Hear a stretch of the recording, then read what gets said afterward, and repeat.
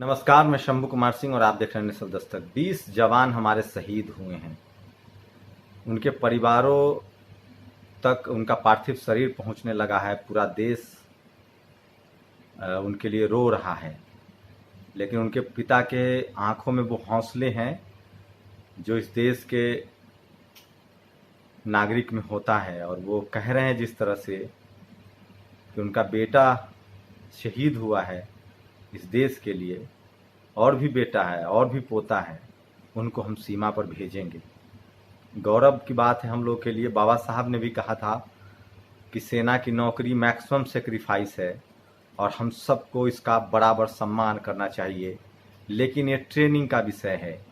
उन्होंने ये कहा था जिस देश में जातिवाद की वजह से एक जाति विशेष के लोग सेना में जाते रहे और ये देश गुलाम होता रहा, लेकिन जब देश आज़ाद हुआ तो हर जाति के हर मजहब के लोग सेना में गए और उसके बाद इस देश की सेना मजबूत हुई।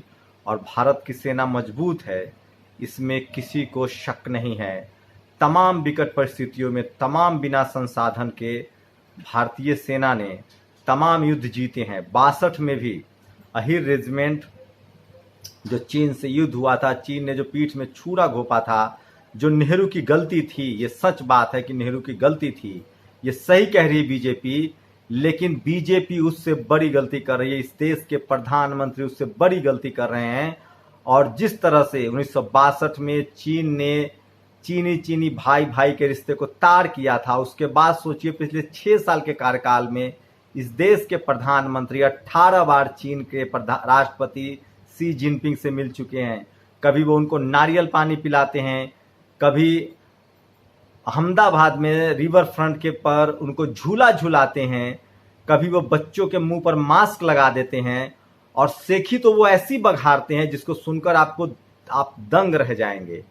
हेनसांग की कहानी, वो कहते हैं कि मेरा गांव और जो शी जिनपिंग का गांव है वो दोनों मिलता है, क्योंकि दोनों जगह हेनसांग गए थे। आप सोचिए इस तरह की दोस्ती का दम भरने वाला हमारे देश के प्रधानमंत्री के साथ किस तरह का व्यवहार हो रहा है।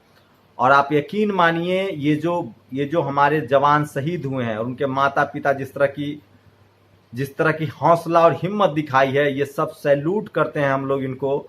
लेकिन सवाल तो पूछना पड़ेगा कि आखिर कब तक खेत में किसान, सीमा पर जवान और सड़क पर मजदूर मरते रहेंगे, शहीद होते रहेंगे, आत्महत्या करते रहेंगे और आप चुप्पी साधे रहेंगे।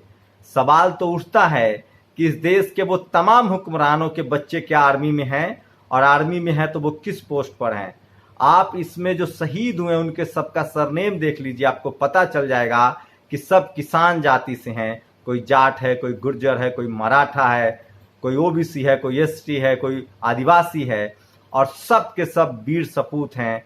लेकिन ये अभी बीजेपी के एक सांसद हैं राकेश सिन्हा, वो जिस तरह के ट्वीट कर रहे हैं, क्या उनके घर से कोई है फौज में? क्या वो अपने बच्चों को फौज में भेजेंगे? जो बार बार इजराइल का उदाहरण देते हैं कि प्रधानमंत्री के बड़े करीबी हैं इजराइल में एक सेना का जवान हताहत होता है तो सरकार को जवाब देना पड़ता है। क्या भारत के प्रधानमंत्री, गृह मंत्री जवाब देंगे कि ये क्यों हुआ? चीन ने हिंदुस्तान के शस्त्रहीन सैनिकों की हत्या करके एक बहुत बड़ा अपराध किया है। मैं पूछना चाहता हूं, इन वीरों को बिना हथियार खतरे की ओर किसने भेजा और क्यों भेजा? कौन जिम्मेदार है? धन्यवाद। राहुल गांधी ने एक वीडियो जारी किया है कि आखिर किसके आदेश पर उनको वहां बिना हथियार के भेजा गया था। जबकि ये तस्वीरें देखिए, चीनी सेना अपने पास एक समझौता है कि बॉर्डर पर 2 किलोमीटर के रेंज में आप गोली नहीं चला सकते। उन्होंने इस तरह से कटीले आयरन रड में उन्होंने कील लगा के वेल्डिंग कर रखा था और हथियार बना रखे थे। सूत्रों से खबर मिल रही है कि सैन्य अधिकारियों को बातचीत करने के लिए कहा गया, सैन्य अधिकारियों पर दबाव बनाया गया और झूठ मूठ के यहाँ मीडिया में रिपोर्ट छपवाई गई कि चीनी सेना 2.5 किलोमीटर पीछे हट चुकी है। उसके बाद बिना हथियार के उनको वहां भेजा गया, जिसकी वजह से शहीद हुए हैं हमारे 20 जवान। पूरी तरह से सेना का फेलियर नहीं है, ये सरकार का फेलियर है। ये जो सेखी बघा रहे थे कि शी जिनपिंग से हमारा बड़ा याराना है, हम 18 बार मिल चुके हैं, इस देश के तमाम कॉन्ट्रैक्ट, मूर्ति बनवाने से लेके सड़क बनवाने से लेके तमाम बड़े बड़े काम जो है वो चाइना को पिछले 6 साल में सुपुर्द किया गया। इतना तो मनमोहन सिंह ने भी नहीं किया था।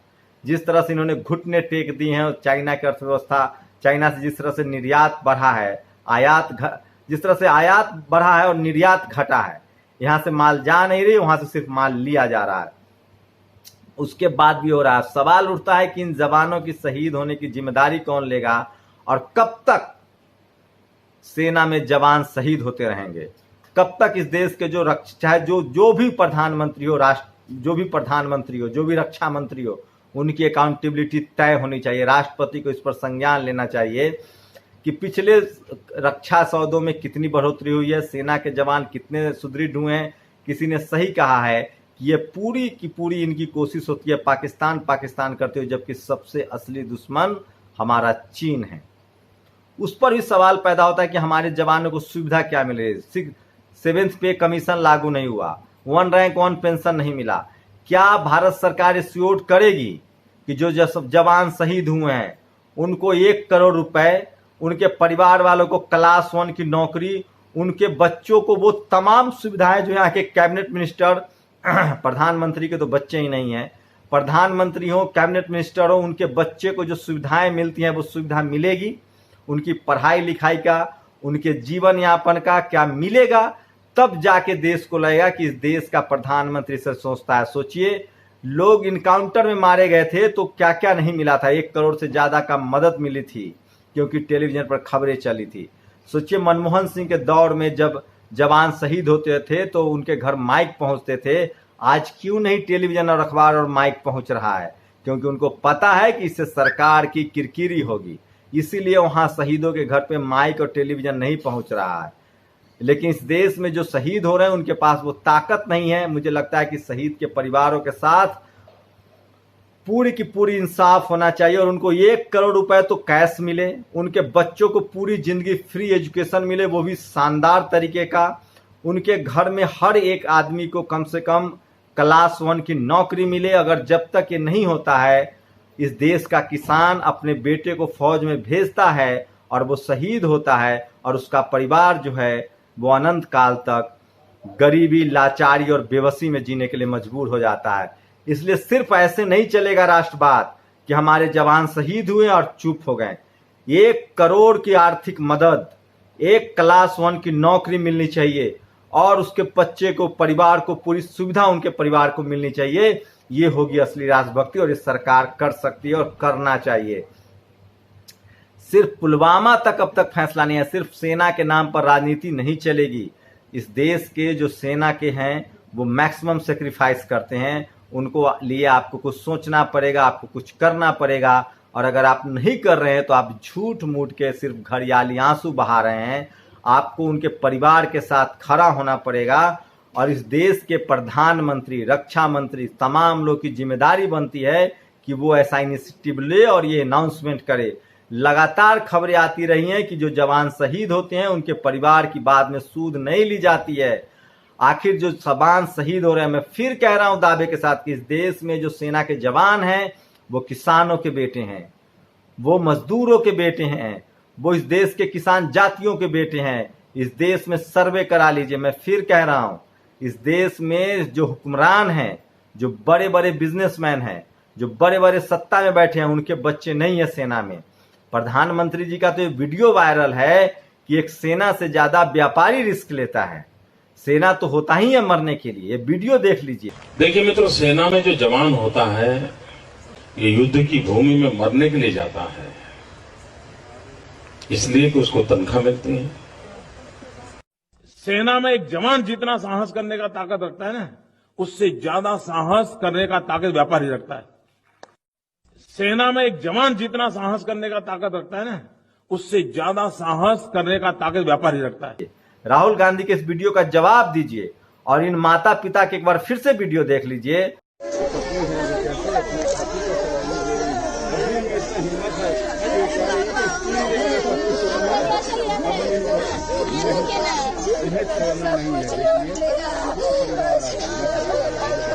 देश के लिए बेटा ने शहीद हुआ है और पोता को भेज रहे हैं, 2 ठो पोता है, उसको भेजे। आखिरी बात हुआ 1 महीना पहले, उसके बाद बोला कि बातचीत हम नहीं होगा, हम जा रहे हैं वहाँ टावर के है गड़बड़ी, हम जा रहे हैं ऊपर, हम भेजेंगे उसको भी। दोनों तैयार है डिफरेंस में जाने के लिए और देश के सेवा करने के लिए। वो रुकेगा थोड़े, कदम मगारी रहता है, पछाड़ी नहीं। बेटा में जन्म लिया है तो भय कौन चीज का है? हा? बेटा में जब जन्म ले लिया तो भय कौन चीज का है? आप चले हैं, लड़ाई से हट जाइएगा रास्ता में कि लड़ाई लड़िएगा? मुझे गर्व है कि मैं ऐसे देश में हूं जहां मैक्सिमम सेक्रीफाइस के बाद उनके पिता की आंखों में आंसू नहीं है, लेकिन ये जिम्मेदारी हम सब नागरिकों की है और सरकार की है कि इनकी जिम्मेदारी ले, इनकी परिवार की जिम्मेदारी ले। आप लोग की क्या प्रतिक्रिया है? क्या शहीद जवानों के परिवार की जिम्मेदारी सरकार की जिम्मेदारी नहीं बनती है? क्या उनको 1 करोड़ रुपए नहीं दिए जा सकते हैं? क्या उनके बच्चों को ताउम्र शानदार एजुकेशन नहीं दिया जा सकता है? क्या उनको बड़ा घर नहीं दिया जा सकता है? और अगर नहीं दिया जा सकता है तो सरकार जवाब दे। क्यों? ये तो साफ है कि कूटनीतिक रूप से सोचिए, नेपाल जैसे देश ने नक्शा पास कर दिया अपने लोकसभा में, दोनों सदनों में, ऊपरी सदन निचली सदन में। पाकिस्तान से रिश्ते हमेशा खराब रहते हैं, नेपाल से रिश्ते खराब हो गए। चाइना की स्थिति ये है, आखिर ये डंका कहां बज रहा था?